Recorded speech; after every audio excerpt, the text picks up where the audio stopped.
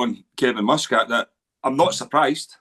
I'm not surprised, or what happened with Steven Gerrard. There's obviously issues somewhere that everyone's not aligned.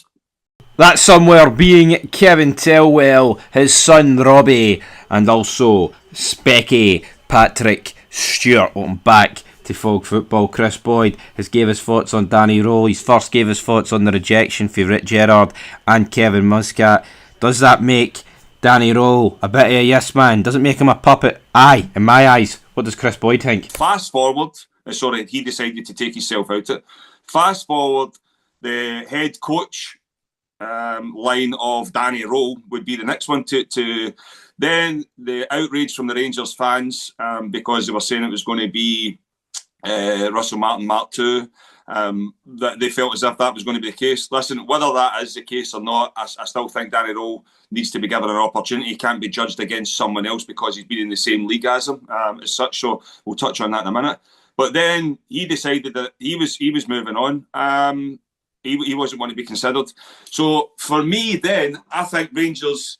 Bear in mind, Kevin Muscat has been overlooked for the Rangers job for the last, 3 managers that have arrived, Roger? 3 managers at least?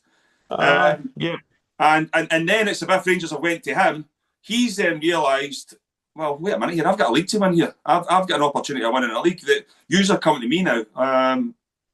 Yous will wait and I'll tell yous when I'm coming and what. I know I think it's crazy about that. I mean, to actually call Danny Rohl, right, Russell Martin Mark II, it's incorrect, and not in a way, well, Danny Rohl's much better than Russell Martin. I mean, Russell Martin's got a better track record than Danny Rohl. Like, if you take Rangers out the equation, he does. He's been to 3 clubs. He started at MK Dons, went to Swansea, then went to Southampton, right? And yeah, the Southampton season where he got sacked wasn't particularly great, and also there was a lot of murmurs about all those 3 clubs that things weren't going well, etc, etc. But the fact of the matter is this, his trajectory was up the way, was Russell Martin, right? For MK Dons to Swansea, Southampton, he made each of those clubs better to a degree, especially Southampton, because he took them up to the Premier League again, yo-yo club, yada yada yada. But what you can say is he went up in the Championship, and to get one of those yo-yo clubs up, it still is difficult enough because it is a tough league.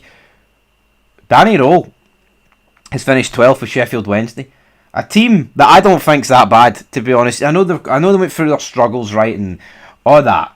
But you look at the players that he had at his disposal when he finished with them 12th. That team, they've lost other players since then, especially the good ones. Hell, we've took one of them, Gazima. Danny Rohl finishing 12th on paper, folks, is worse than what Russell Martin had achieved before he moved to us. So I think to actually call Danny Rohl Russell Martin Mark II is almost in a way disrespectful to Russell Martin. And did you think on this Tuesday morning, afternoon, whenever you're listening to this, that I would in a weird way be standing up for Russell Martin? No, you didn't think that, but it's like Russell Martin's done more in the game than Danny Rohl.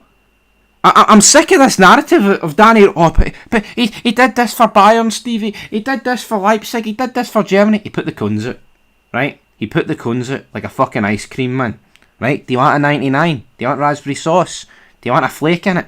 I want title 56 in it, and I don't think this guy is going to be anywhere near good enough to deliver a top 2 finish, let alone a title. Songs that were being sung about Russell Martin will now be sung about Patrick Stewart, Kevin Thelwell.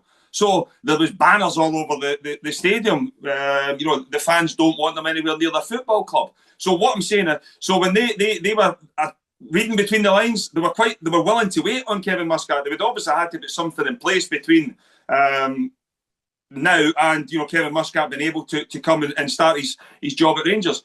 Then, as I said, talks have broken down. Whether that is the club has said, right, we can't wait on someone, which by the way they have a right to do because the mess they're in, they need to get someone in. But if you, and this is where you always look at short-sightedness in football. If you have said, or as a club, you've decided Kevin Muscat is a man to take you forward, why all of a sudden is it now went full circle and we went back to Danny Rohl? I hear what you're saying, but there's only so much as a human you can take abuse as well, though, Roger. You know, and by the way, I'm not saying it's right, but if the fans are paying their money, they're going to the stadium, then they are going to vent their frustration somewhere. And if they feel as if the job that they're meant to be doing isn't being done to the standard that's required to be at Rangers, or what the fans feel as if is required to be the standard, then they're going to voice their frustrations. And by the way, there's nothing to back up that the recruitment has been good. You're saying there, Roger, as well, in terms of Europa League. I mean, it's Rangers are not going to do anything in Europe, but in terms of writing it off, it just leads to more negativity. So, to wrap it up, it's just an absolute dumpster fire. I've slept on it. I don't feel any better about the appointment of Danny Rohl, but if there's one thing Danny Rohl can do to win me and millions more over, it's win games of football, folks. That is the name of the game, and we have not done that anywhere near enough. I mean, honestly, we are like 5 games in Europe without a win. We are rotten. Seriously, man, it's like two wins since the start of September. I mean, 2 wins in 2 months, essentially. I mean, come on. This is Rangers Football Club. I mean, I'm having people bash me in the comments, you're too negative. Danny Rohl has achieved the square root of hee-haw, my friends, right? People are like, oh, why would you take Muscat and Gerrard but not Danny Rohl? I mean, do I need to dumb it down to a level of someone with a single IQ? Gerrard won a league with us. For that alone, he ticks a box. Kevin Muscat, former player, former treble winner, mind you, and he's won leagues in different countries, and he's won a few of them, right?